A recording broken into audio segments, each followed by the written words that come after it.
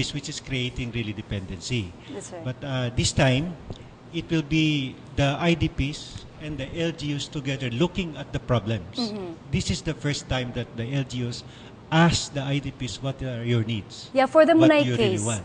For In the the Munay Munay case, we're doing that. No, we're doing that. But first, we train the local government really on the concept of the early recovery and also the line agencies there. No, usually in the relief, it's always the chief executive who will direct all agencies to just give like that. No, but this time, all the agencies will be organized so that together they will look at the needs and make and work as a team, because this really needs a mechanism for working together, and this is new to the local government unit. Yeah, for Mr. Carlos, I think there is one barangay in your area which is also implementing this early recovery program. Can you tell us about this and what you think are the needs which were already identified by the community?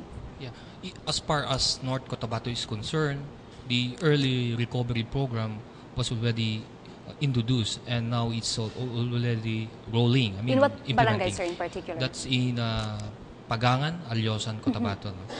Of course, this is in partnership with the OCD 12, who is also sharing the what is early recovery all about, to strengthen the institutions of the government, and we have the OCD that takes care of that now. As far as in North Cotabato is concerned, everything take off in the local peace dialogue. We call that pulong-pulong para sa kapayapaan, through which the various institutions and agencies of the government, including the security sectors and representatives from the IDPs, was present and discuss, ventilate issues concerned about the root causes of the problem. From that, they were able to draw a doable plan, a 3-month doable plan, to include the processes of visiting the areas if security warrants. That's all. So I observed that in Munay there are still evacuees inside the evacuation center. When do you think are they going to go back to their homes? Do you have the time frame? Yeah, actually, because we also respect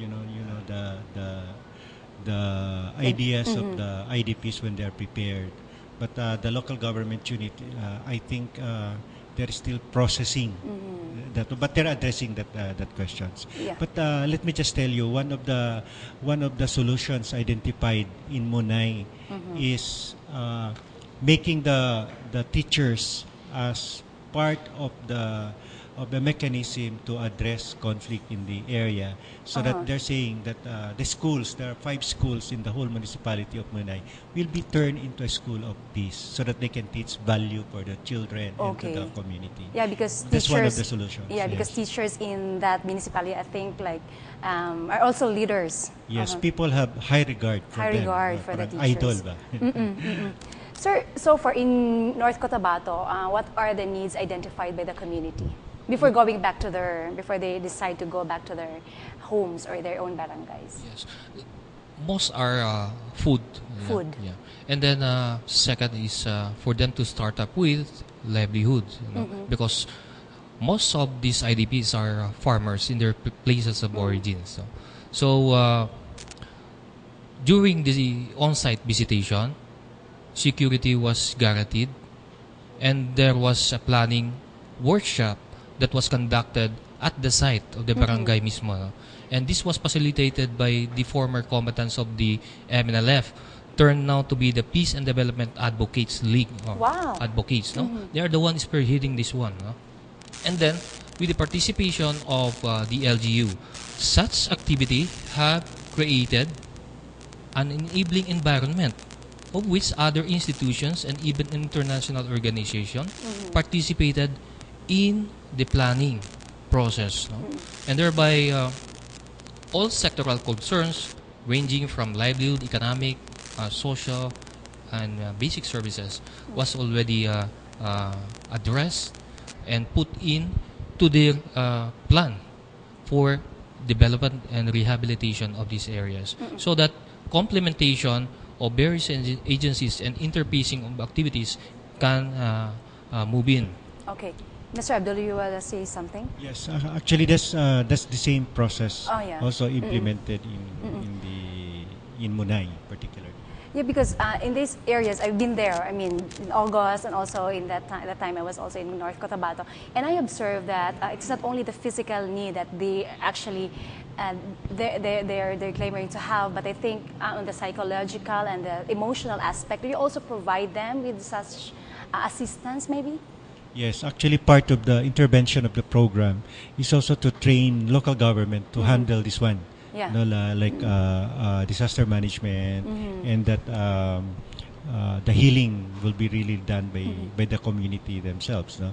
In Lanao del Norte, we have trained the provincial government, and in fact now the provincial government has downloaded it already to the municipalities, including barangays. So how's the situation in Lanao now?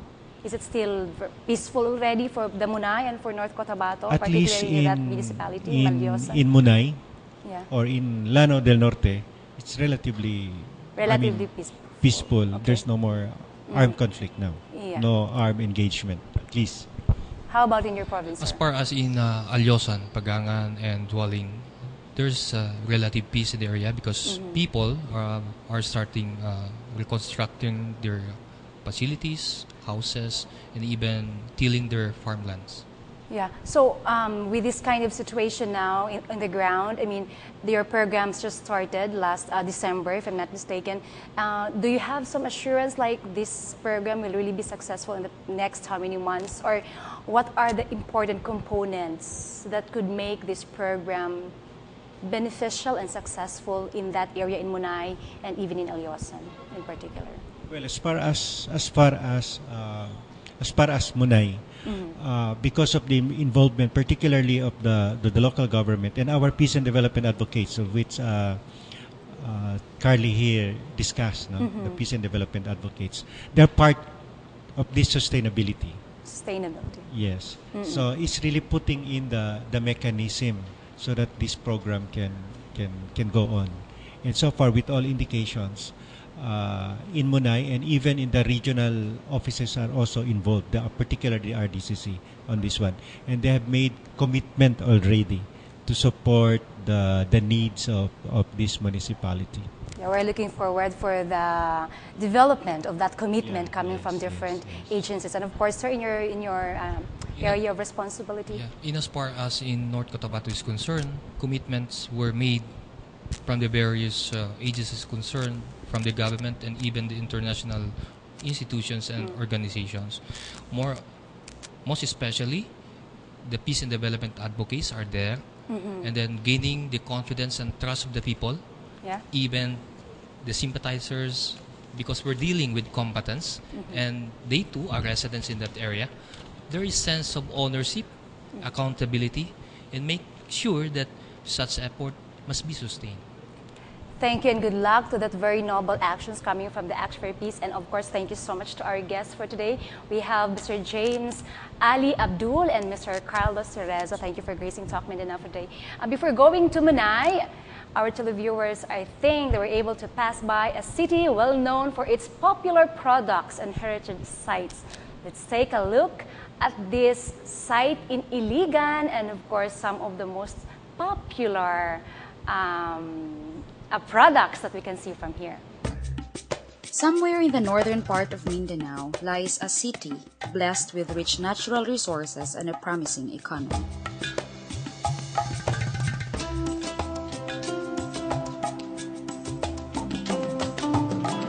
Welcome to Iligan, the chartered city of Lanao del Norte and the second largest city of northern Mindanao. Covering 81,337 hectares of total land area and a population of 308,046, Iligan is a home to 93% Christians, with Maranaos, Higaonons, and some Tagalog immigrants making up the city's diverse culture.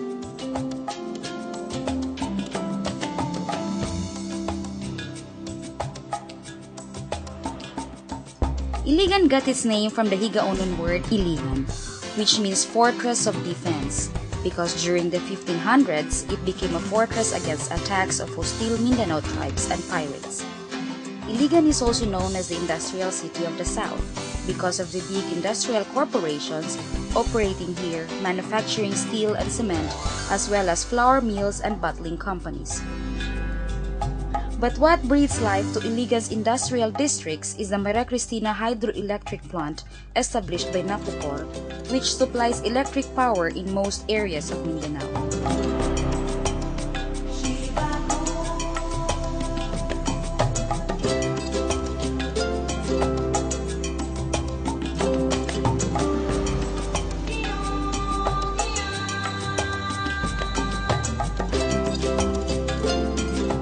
For tourists who do not want to leave empty-handed, Iligan boasts of famous pasalubong products which are the city's trademarks. Visitors never fail to grab these products when in Iligan. On top of the list is the classic Chedding's roasted peanuts. Chedding peanuts has a distinct taste and aroma of roasted peanuts only Iliganans can offer. And who would not be shocked to the taste of sukang pinakurat? This condiment surely surprised the taste buds of travelers who have been to Iligan, making it one of the most popular pasalubong product, not only here in the country but in international shores as well. The city is also rich in historical heritage. Here we can find the ancestral home of President Gloria Macapagal Arroyo, who spent her childhood years here with his father, former President Diosdado Macapagal.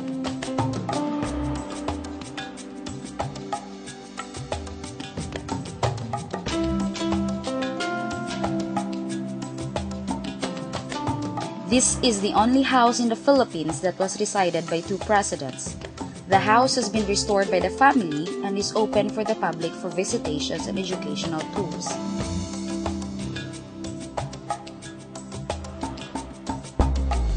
Also, we can find here the outdoor amphitheater of Iligan, which is used for major activities of the city.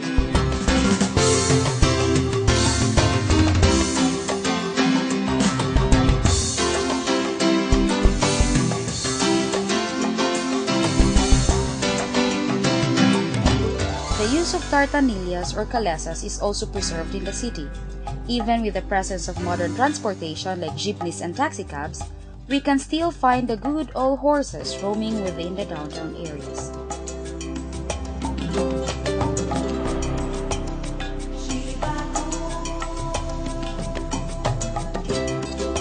Whether it is the roar of its industrial district or the towering height of the Maria Cristina, or its rich cultural heritage,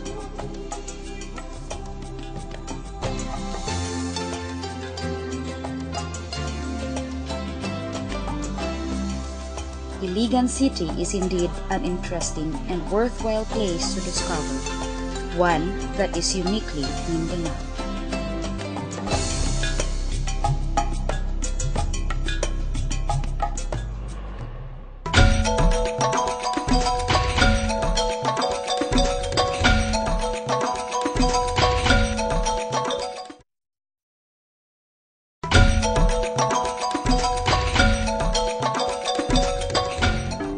During a joint congressional committee hearing last February 10, Mindanao lawmakers pushed for the creation of a single and permanent development body for Mindanao. During the hearing, 4 bills seeking for the creation of Mindanao-focused institutions were deliberated to create the proposed Mindanao Economic Development Authority. In an exclusive interview with Talk Mindanao, some of our Mindanao lawmakers shared their thoughts about MEDA and its importance in continuing development efforts in the island region. This is a Mindanao-wide agency. The others, like the Regional Economic Development Council, is only for the region. And so we thought that we should have one permanent agency. And that is why we came to proposing the creation of the Mindanao Economic Development Authority, so that it will be a permanent agency for the development of Mindanao, charting the development of Mindanao. And it will be clothed with certain authority to undertake the development of Mindanao. First, there is no such duplication. There is no such overlapping. On the other hand, the coordinative efforts can be by one Mindanao-wide agency. The MEDA is created not to destroy, but to enhance the chance of Mindanao for faster and appropriate development of its resources, to improve the life conditions of the people, and eventually also solve many of the peace and order problems. Na kami naman na sa Kongreso, especially Mindanao people, Mindanao congressmen, naghahanap kami ng paraan kung saan kami makakita ng ahehiya ng gobyerno na makapagbigay tulong na kinakailangan ng mga tao. We are working this for the benefit of all Mindanaoan people. So there has to be a body that will be on top of the situation so that we can really develop without contradicting each other. One region against another region. So with that kind of mechanism, there will be no hindrance anymore. So we will have a united approach to development. Following the hearing, a House Technical Working Group, or TWG, was convened and is now currently finalizing a single bill which proposes the creation of a Mindanao Economic Development Authority, or MEDA. I would like to appeal to fellow Mindanaoans to support the idea of having a permanent agency for the acceleration and rapid development of Mindanao.